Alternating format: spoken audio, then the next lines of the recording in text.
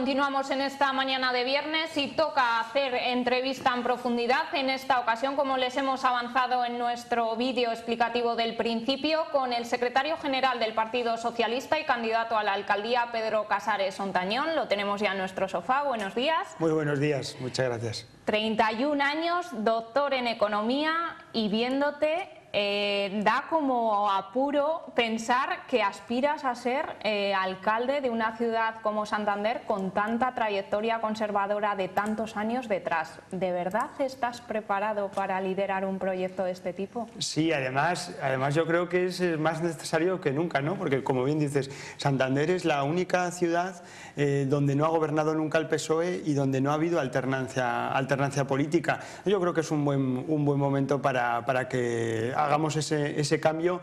Y la gente me preguntaba con 31 años ¿qué te anima a dar el paso para querer ser alcalde de Santander? Y yo siempre lo decía, pues por gente como yo, jóvenes como yo, que de compañeros de profesión, o ahora mis estudiantes en la universidad, que veo que muchos se van fuera de Santander, y pues por gente como ellos me he animado a dar este paso para intentar cambiar y mejorar Santander. Llegar hasta aquí, supongo que esta ya es la parte final, por así decirlo, de una intensa carrera, pero tu trayectoria en política viene de mucho tiempo atrás. Sí, tengo mucha experiencia. Yo siempre digo que uno no llega directamente, ¿no?, a ser el candidato a la alcaldía de un partido político, en este caso del PSOE. Yo me incorporé a la política coincidiendo con la mayoría absoluta de José María Aznar. Veía que el gobierno del Partido Popular en España y su política educativa y luego lo que vino de la guerra de Irak, y eso es lo que me animó a dar un paso al frente. Yo siempre había participado activamente en representación estudiantil desde pequeñito en el colegio y luego en la universidad, y es cuando ya quise dar un paso al frente, ¿no? Es cierto que en el ayuntamiento llevo un año largo, me incorporé a mitad de esta legislatura, pero bueno, ahí en este año he podido comprobar lo mucho que desde el ayuntamiento se puede hacer por Santander, y es también lo que me ha animado a dar el paso. En tu labor docente, Pedro, te relacionas con gente joven, con profesores. ¿Qué opiniones te dicen ellos cuando dices que te vas a dedicar y te vas a poner en primera fila en el mundo de la política?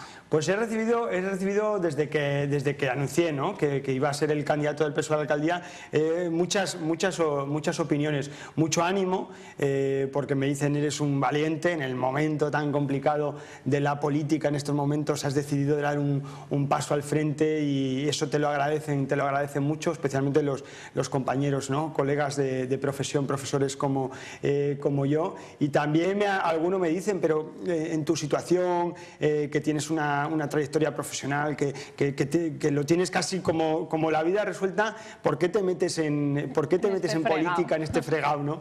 Y yo siempre les decía, no es por mí, es y además en la universidad lo vemos, por estudiantes, por chavales como los que les damos clases, que veo que están mejor preparados que nunca, formados, saben idiomas, hacen máster, y luego la realidad es que en Santander lo van a tener muy difícil para trabajar y para vivir. No tenemos empleo en Santander, y la política de vivienda en Santander en los últimos años ha hecho que tampoco tengan la posibilidad de tener una vivienda. Pues eso es lo que me animaban, y muchos alumnos a veces se cortan y no se atreven mucho a hablarme de ello, pero sí que últimamente cada vez más, porque ya me ven más en los periódicos y en la tele, pues te comentan muchas cosas y te animan y empiezan.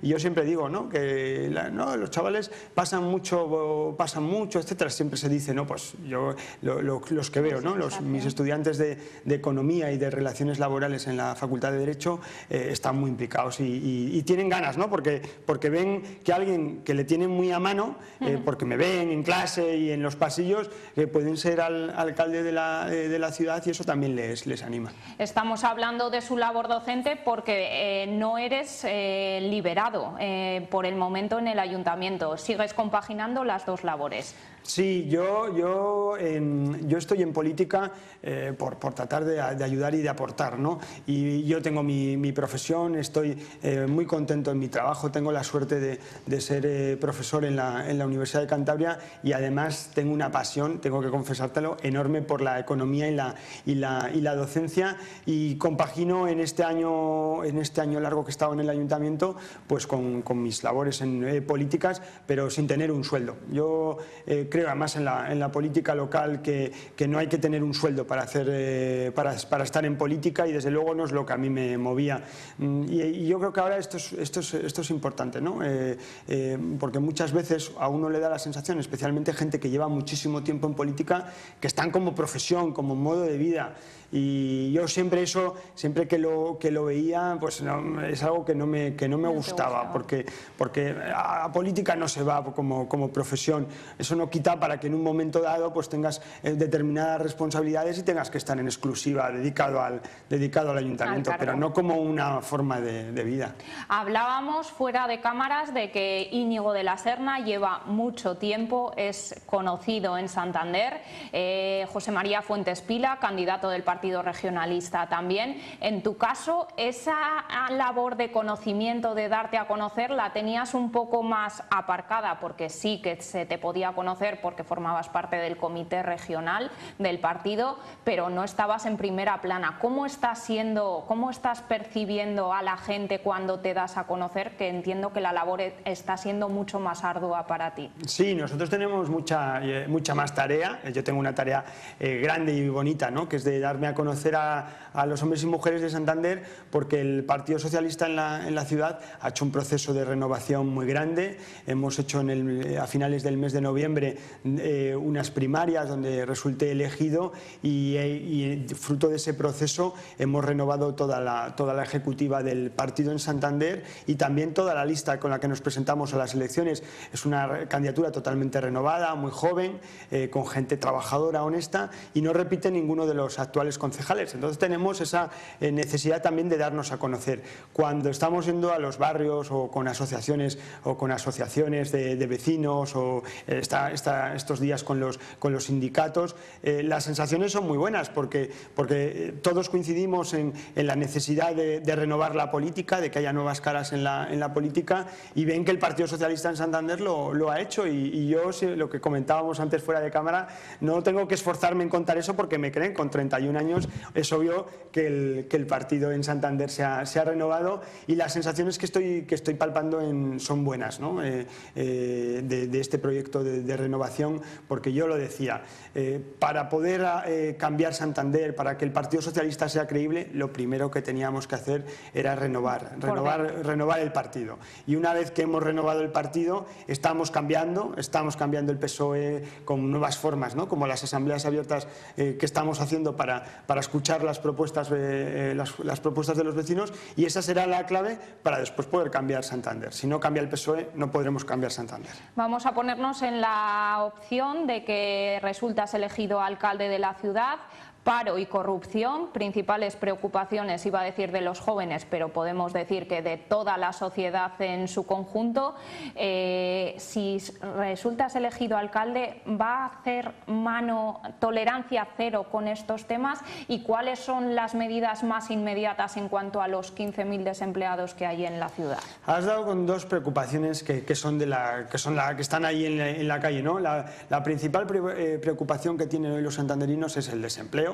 Tenemos 15.000 santanderinos, 15.000 que no tienen un puesto de trabajo, y además muchos de ellos son ya parados de larga duración, personas que tienen más de 45 años, que el mercado de trabajo les dice que son demasiado mayores para trabajar, pero demasiado jóvenes para jubilarse, y ven que sus expectativas de vida se están frustrando, y además no tienen cobertura por desempleo, porque en este caso el Partido Popular aprobó una reforma laboral que acababa con los derechos de los trabajadores. Y claro, esa va a ser nuestra prioridad. Yo esta mañana también he anunciado que voy a crear la figura del vicealcalde, en asuntos económicos y de empleo, para que se vea claramente que la prioridad política de Pedro Casares como alcalde de Santander es el empleo, y además vamos a redefinir el pacto local por el empleo, incorporando también a los sindicatos, a UGT, a comisiones obreras y a todos los partidos políticos. No entiendo un pacto por el empleo sin que estén los partidos políticos o los sindicatos, y además dotándole de presupuesto claro. Y me preguntaban estos días, ¿pero dónde vas a sacar dinero para el presupuesto? ¿No? Yo ponía un ejemplo. Hemos anunciado que queremos triplicar las ayudas a los emprendedores, de 80.000 a 240.000 euros. ¿Y cómo lo vas a pagar? Yo decía, 240.000 euros es lo que cuesta hacer una acera. ¿Qué queremos? ¿Una acera o dedicar ese dinero para la generación de empleo a los emprendedores? Yo lo tengo claro, es la prioridad política, para mí es el empleo. Y luego la segunda de las cuestiones que planteabas, que es la de la corrupción y la transparencia. A mí me asquea la corrupción. Yo creo que lidero un nuevo PSOE que va a poner pies en pared frente a cualquier duda, frente a cualquier sospecha de corrupción, y para eso un buen antídoto es la transparencia, que todo lo que se haga en el ayuntamiento sea público, que no se haga nada que no se pueda contar a los ciudadanos. No haré nada que un ciudadano no pueda saber. Por tanto, todo lo que vamos a hacer va a ser transparente, y ahí yo creo que también tenemos que dar, los que estamos en política, un ejemplo también de buena conducta y de ser muy austero en el gasto público. Y una de las medidas que anuncié también era la de reducir los gastos en concejales liberados, en asesores, el coche oficial, ¿no? Creo que en el ayuntamiento no hace falta 4 coches oficiales. Todo eso hay que reducirlo, y además de ahí sacábamos nada más y nada menos que cada año 1 millón de euros de ahorro, 1 millón de euros de sueldos de personal de confianza que nosotros vamos a poner al servicio, por ejemplo, de la creación de empleo. Cuando hablas de que Santander ha perdido el alma, como hemos leído en algunas de tus declaraciones, ¿a qué te refieres exactamente? Pues es una ciudad donde veo al Partido Popular y al actual alcalde muy preocupado por las obras, muy preocupado por las baldosas, muy preocupado por la estética. Y claro, en todo esto se ha olvidado de las personas, se ha olvidado de los mayores que tienen un copago en la teleasistencia, se ha olvidado de los jóvenes que, como yo y muchos de mis estudiantes, se están marchando de la ciudad porque no tienen trabajo, se ha olvidado de esos mayores de 45 años que están desesperados y llevan mucho tiempo en el desempleo, se ha olvidado de las mujeres que sufren como ningunas la brecha enorme de la desigualdad salarial. Y claro, yo no quiero un ayuntamiento volcado en el hormigón o en las grandes macroproyectos. Yo quiero un ayuntamiento centrado en las personas, en el día a día, en los servicios sociales, en el empleo, y esa va a ser mi prioridad como alcalde, recuperar, y a veces incluso yo ya casi no diría recuperar el alma que Santander ha perdido, diría que Santander tenga alma, en una ciudad donde ha gobernado el Partido Popular, y siempre con la misma política, la del urbanismo y la de la baldosa, frente a la política que yo como alcalde quiero liderar, que es la de las personas. El escenario lo tenemos claro, los comicios del 24 de mayo. En las últimas citas electorales, llámese regionales, llámese municipales, el Partido Socialista ha obtenido pues resultados cada vez más bajos. No sé si en mayor o menor proporción que el otro partido mayoritario, el Partido Popular, que pese a todo sigue gobernando. ¿Es optimista tanto en Santander como en España en general de ese lavado de cara que se ha hecho al Partido Socialista para poder ganar las elecciones? Yo soy optimista porque el Partido Socialista, y sobre todo con su nuevo secretario general Pedro Sánchez, ha entendido el mensaje. Los ciudadanos nos decían que no confiaban en nosotros, que el Partido Socialista había perdido la credibilidad ante los ciudadanos y que por tanto o nos renovábamos o no iban a volver a confiar en nosotros. El Partido Socialista ha entendido el mensaje, ha entendido que era necesario renovar en primer lugar las caras, fundamental. Una nueva generación de líderes del Partido Socialista tiene que tomar las riendas del PSOE.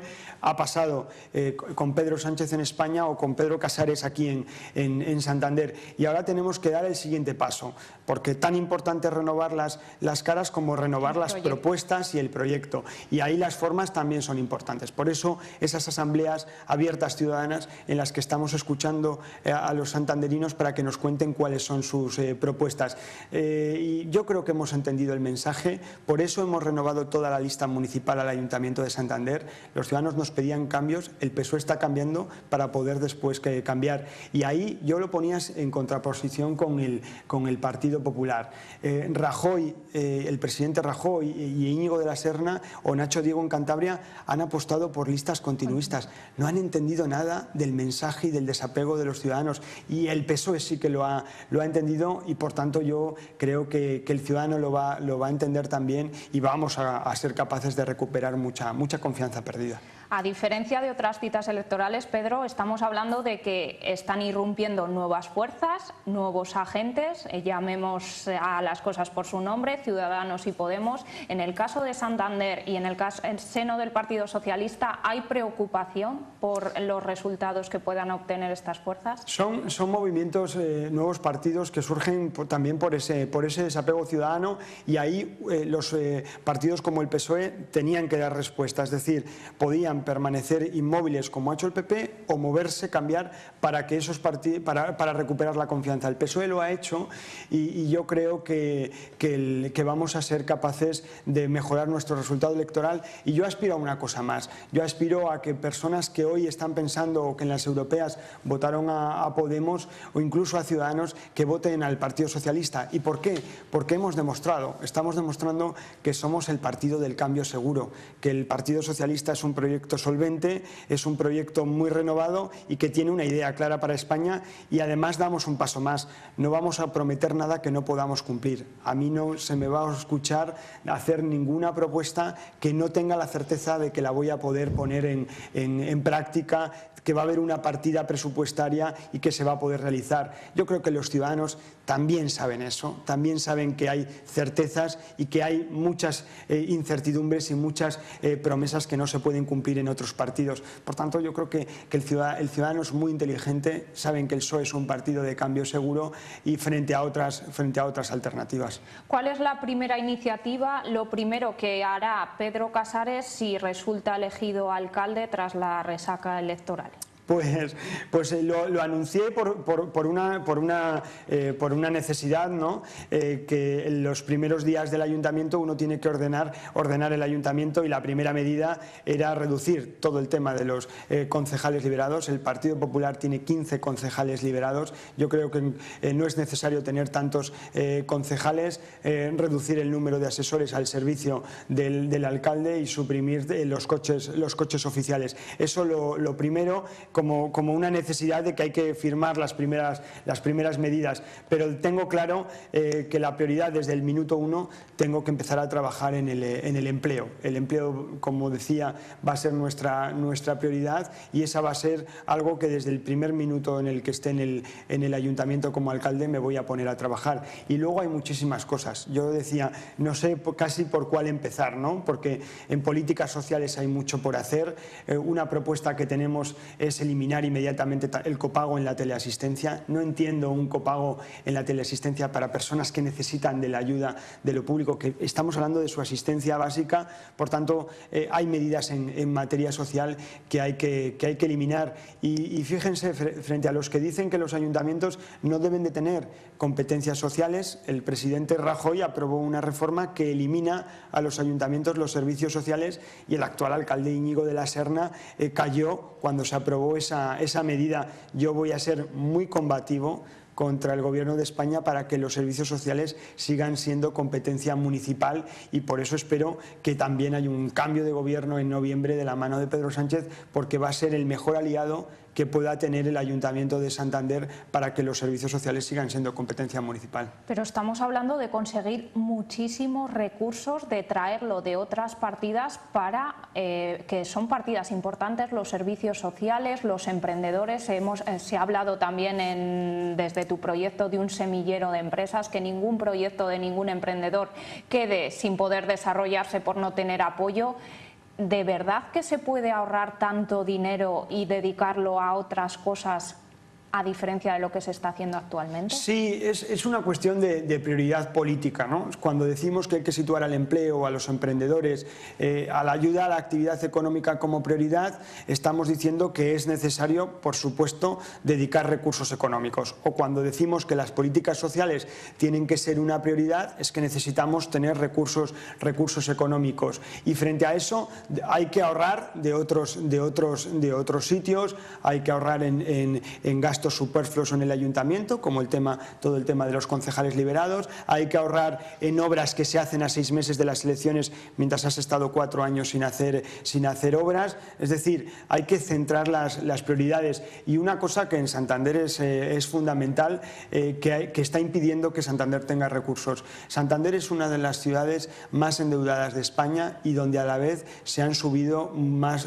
los impuestos. Tenemos elevadísimos impuestos y una elevadísima deuda, que yo digo que es casi, como profesor de economía, es casi imposible la fórmula. Hemos subido un montón los impuestos a los santanderinos y la deuda municipal es de las más grandes de España. Esa también hay que corregirlo, la política económica, para que pueda estar al servicio de los santanderinos. Y aquí también hay una cosa cierta, que es que aquí no se puede hablar de herencias recibidas. Es la herencia del Partido Popular en 36 años de gobiernos. Aquí no ha gobernado nunca el PSOE, por tanto, si hoy Santander es una de las ciudades más endeudadas de España y donde más IBI, donde más agua y donde más basura se pagan, es por el Partido Popular.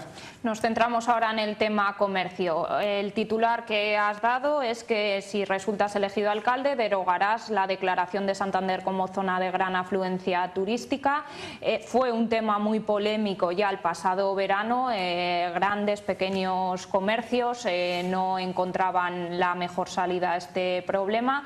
Si nos trasladamos tanto al sur como al levante, estamos viendo como allí los comercios abren sábados por la noche, domingos, algo que en Santander no estamos acostumbrados. ¿Cómo se va a llevar esta negociación? Sí, para mí, como alcalde de Santander, el comercio es fundamental.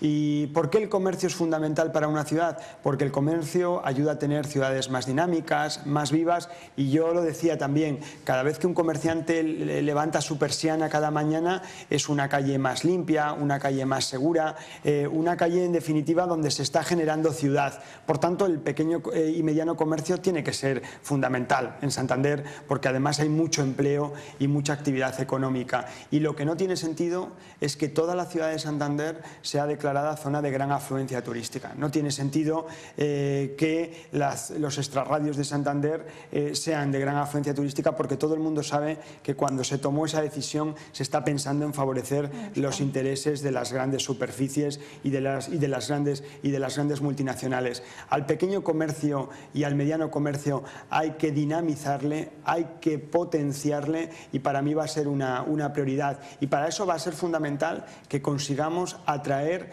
consumo al centro de las ciudades. A la ciudad hay que dinamizar la ciudad, con ocio también los fines de semana, pero continuo. No puede ser que solo haya una semana, la semana y el resto del año, ¿qué? Hay que conseguir que el cliente venga al centro. Y también hay una cosa que los propios comerciantes reconocen: los comerciantes tienen que modernizarse y tienen que seguir dando pasos, pero muchas veces no lo pueden hacer solos, porque son pequeños comercios, necesitan la ayuda, en este caso del Ayuntamiento de Santander, para conseguir abrirse, para conseguir vender por internet, una plataforma telemática de apoyo. Necesitan al Ayuntamiento. Por tanto, hay que sumar esfuerzos para potenciar y mejorar la competitividad del comercio, pero no lo pueden hacer solos. Por tanto, ahí, desde el Ayuntamiento de Santander, se pueden hacer muchas cosas. Plan de renovación integral, Pedro. ¿Qué es lo que primero se llevará a cabo y en qué áreas de la ciudad, para dejar a un lado esos barrios, como sueles decir, de primera y de segunda con los que cuenta la capital? Sí, yo el fin de semana pasado participé en la convención municipal del PSOE, en la convención donde estábamos los candidatos de toda España a los ayuntamientos, y yo les contaba a nuestros candidatos del PSOE que Santander es la única ciudad de España donde el centro histórico se deja caer, donde prefieren esperar a que un edificio se caiga para después volver a construir y especular con ellos. A mí me parece fundamental que desde el Ayuntamiento de Santander se impulse la rehabilitación del centro, más que la política de expansión de la ciudad hacia los extrarradios. Tenemos un centro totalmente degradado y por tanto tiene que ser una prioridad. Y poníamos un ejemplo de cómo se podía rehabilitar el centro, ¿no? Y era el programa de viviendas tuteladas para mayores. ¿Por qué? Porque Santander es una ciudad con una población muy mayor, que generalmente vive en pisos muy grandes, pisos sin calefacción, pisos sin ascensor, pisos incluso donde es muy difícil la accesibilidad. Hay zonas de Santander como San Simón entre Huertas, Prado San Roque, zonas del Cabildo, donde hay muy difícil accesibilidad y gente muy mayor.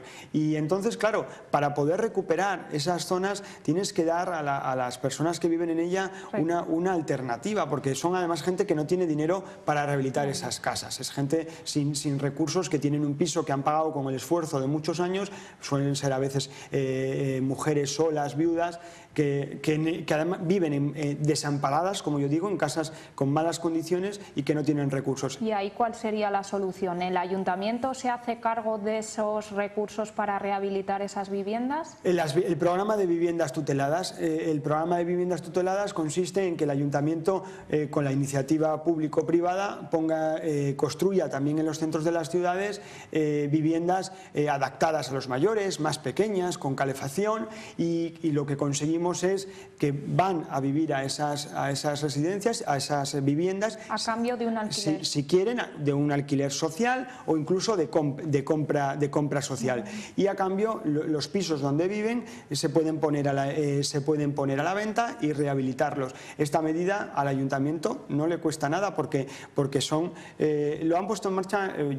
Estuve visitando San Sebastián y lo han puesto en marcha. Si es de venta, se pueden vender por 50 a 60.000 euros, lo compran las personas mayores y los mayores cuando mueren pasan a sus herederos, que el ayuntamiento les recompra la vivienda y la vuelve a poner en el mercado. Y a los mayores venden sus viviendas, que están en condiciones generalmente muy malas, y reciben un dinero por ello, y conseguimos que todo el centro histórico de la ciudad, todo el casco, pues podamos rehabilitarlos. Es un ejemplo, porque luego también hace falta un plan de movilidad y de accesibilidad, que eso ya tiene que ser la propia implicación del ayuntamiento en primera persona, con programas como programas, por ejemplo, estuve visitando toda la zona de San Simón entre Huertas, y hay zonas donde no pueden acceder coches, no puede hacer una ambulancia, los bomberos. Eso hay que dedicar el esfuerzo, y con una visión que yo siempre digo: el urbanismo, cuando se pone al servicio de las personas, es la mejor arma para luchar contra la desigualdad. Desigualdad entre barrios, desigualdad en quien vive en el centro o quien vive en nuevas zonas de la ciudad. Pero claro, el urbanismo al servicio de las personas. Bueno, Pedro, nos hemos quedado ya sin tiempo. Nos quedan muchos campos en los que hincar el diente todavía, así que te tendremos que volver a citar en próximas ocasiones. Pero ya lo han visto, una cara totalmente renovada, joven, y junto a él otras 26 personas también en una candidatura que mezcla experiencia y juventud. Sí. Y además yo siempre lo digo, y es una cuestión a veces de edad. Como hay tanta gente nueva, joven, tenemos muchísimas ganas de hacer cosas bien, y es un equipo muy trabajador, gente muy honesta, que estamos al servicio de Santander, y en eso estamos, a contar este nuevo proyecto del PSOE para la ciudad. Bueno, Pedro, pues muchísimas gracias por habernos acompañado y adelantado y resumido un poquitín en estos minutos pues lo fundamental de tu proyecto. Muchas gracias a vosotros. Bueno, pues hasta aquí esta primera parte del magazine de este viernes. Tenemos ya las puertas el fin de semana y por tanto toca abarcar el tema de la cultura, así que no se muevan porque unos minutos para la publicidad y enseguida está aquí con nosotros Leandro Mateo.